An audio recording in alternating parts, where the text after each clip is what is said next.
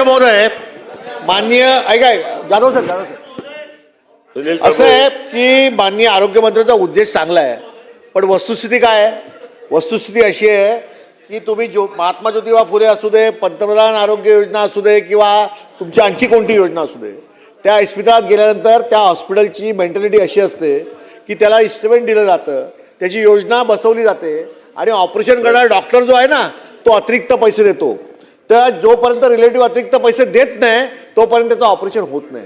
आणि तुम्ही जे म्हणताय ना कॉर्डिनेटर, ज्या ज्या ठिकाणी अशा मध्ये योजना ज्या हॉस्पिटल तुम्ही दिल्यात ना त्या हॉस्पिटलच्या दरवाजामध्ये मोठा बोर्ड लावा आणि सांगा की या कॉर्डिनेटरची या योजनेबद्दल तक्रार असेल तर आपण कॉन्टॅक्ट करा.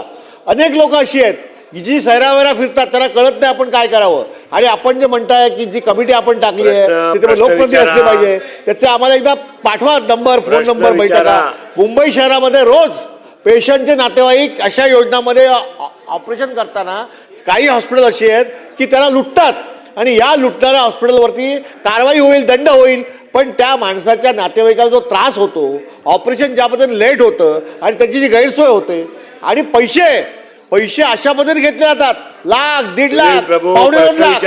सत्य सामान्य माणसाचं मी प्रश्न विचारतो, सामान्य माणसाचं दुःख बोलतो मी प्रश्नातून. आणि मग अशावरती आपण टाइम बॉन्ड कार्यक्रम काय आहे आणि नेमकं काय करणार आहात आणि तुमची कमिटी कोणती आहे, त्याचे नंबर कोणते आहेत, कोऑर्डिनेटर कोण आहे, हे एकदा त्या हॉस्पिटलमध्ये लिहा आणि विरोधी पक्षाच्या आमदारांना पण त्या कमिटीवरती घ्या.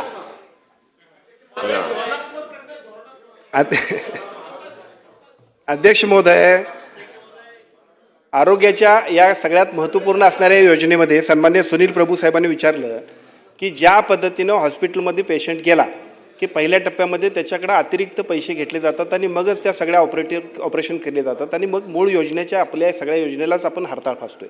माझी विनंती आहे की या योजनेमध्ये एक पैसा कुणी घेतला तर त्याच्यावरती तात्काळ कारवाई करण्यासाठी आम्ही काम करतोय. मी तुम्हाला सांगतो, साधारणतः आता नाही असं होणार नाही. बसून विचारू नका, हॉस्पिटल नाही बसून विचारलेला उत्तर देऊ नका मंत्री महोदय. प्रभू साहेब, विचारलं तर उत्तर देऊ नका की हॉस्पिटलमध्ये आपली योजना त्याच्यासाठी पॅकेजेस वाढवून दिली.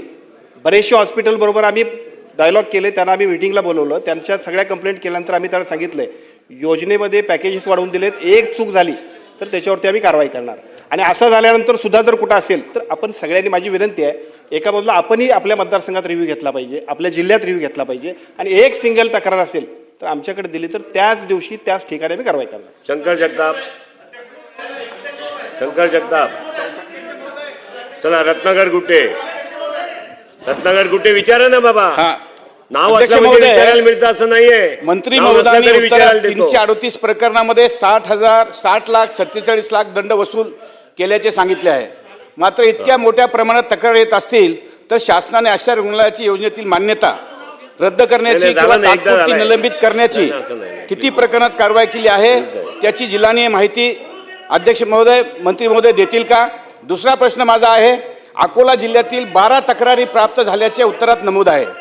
या तक्रारी कोणत्या खाजगी रुग्णालयाविरुद्ध आहेत आणि त्या रुग्णालयाने घेतलेली रक्कम पूर्णपणे परत करण्यास शासनाने बाध्य केले आहे का? तसे संबंधित रुग्णालयावर किती दंड प्रस्थापित केला आहे का? तिसरा प्रश्न आहे माझा, प्रश्न विचारतोय, तिसरा प्रश्न आहे माझा, मंत्री महोदयांनी सांगितले की उर्वरित 266 प्रकरणाची चौकशी सुरू आहे. ही चौकशी पूर्ण करण्यासाठी कालमर्यादा, टाइम लिमिट निश्चित करण्यात आली आहे का? कारण चौकशी लांबणीवर पडल्याने रुग्णांना न्याय मिळत नाही, विलंब होत आहे. याबाबत शासन काय उपाययोजना करणार?